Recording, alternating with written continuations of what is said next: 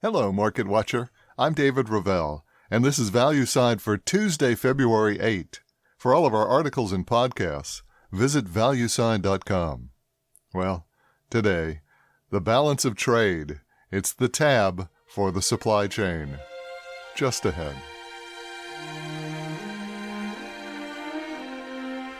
Well, it's called a balance of trade for a reason. In an ideal world, with a properly functioning economy, all things should be in balance. The economy itself should be balanced, with production and consumption roughly equal.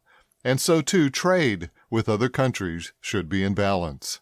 This country's trading its goods and materials with the rest of the world should be in relative balance. And there are several major economies that are currently operating this way.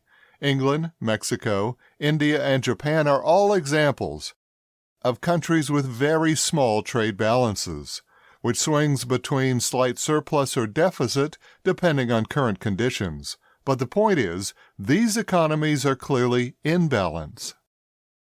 And there are, in fact, a couple of countries which report surplus trade results currently driven primarily by their generous natural resources. These countries are Saudi Arabia and Russia with their vast petroleum reserves, and South Africa with its gold mines. Of all the countries in the world, the standout for playing the international trade balance game the best, however, is China. With the world's second largest economy overall, China has a trade balance which is the smallest compared to their economy. In the past 25 years, only 5 times has China ever had a trade deficit, and those were extremely minor. But if China runs the best balance of trade in the world, there is one country at the other end of the spectrum, a country which consistently runs the absolute worst balance of trade. Now, there have been some countries like Spain right now who for a year or two try to match this profligate champion. No other countries even come close for this 25-year record of the worst trade balance in the world. And the absolute worst trade record over the past quarter century goes, as you guessed, to the United States. In this 25-year run, the U.S. has never even come close to a trade surplus. It's deficit after deficit. And as I pointed out just last week, in the latest trade goods report, the U.S. ended 2021 with a $1 trillion deficit in trade goods, an all-time world record. And I'm sure that no nation will ever match that record. Now, in a couple of hours, the latest combined trade balance report will be produced.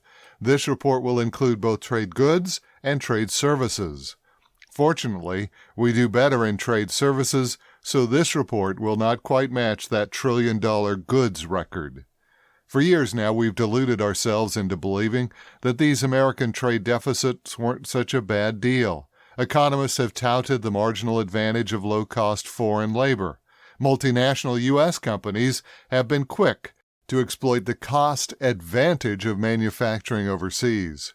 Can you say Apple iPhone or Nike sportswear? I knew you could. And politicians from Nixon to Biden have been happy to cozy up with Beijing.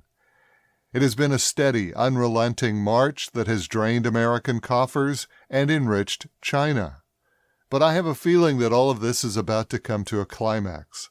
The so-called supply chain mess is really the results of having so much of your retail products produced 1,000 miles away across a vast Pacific Ocean. Can you say Walmart and Amazon?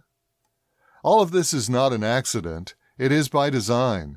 In their latest annual report, Microsoft reports that, and I quote, "Our devices are primarily manufactured by third-party contract manufacturers." What they fail to tell you is that these third-party manufacturers are all primarily outside of the United States, creating a business model in which most manufacturing is done offshore, further enhancing our trade deficits. Something that is not always distinguishable from the various product labels which denote where a company is headquartered, but not always where the product is made. We've seen the trade deficit's other side, that's the supply chain. Now it's more than just a question of price, it's now also availability.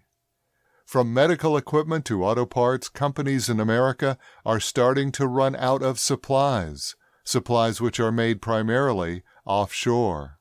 So in just a few minutes, when the latest trade deficit is announced, consider it the price tag of our inability to manufacture goods here at home. It's the running total of our supply chain.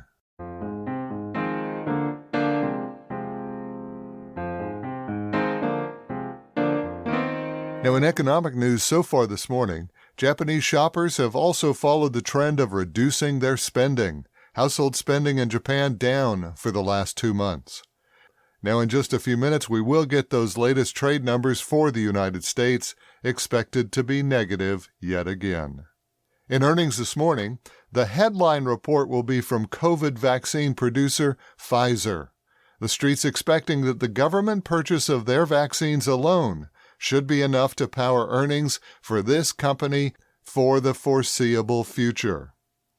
Also reporting this morning will be financial support firm Fiserv and financial research company Thomson Reuters. And that's the value side for this Tuesday, February 8. For all of our podcasts and blog posts, visit valueside.com. I'm David Ravel. ValueSide is independently written and researched. The views expressed are strictly my own.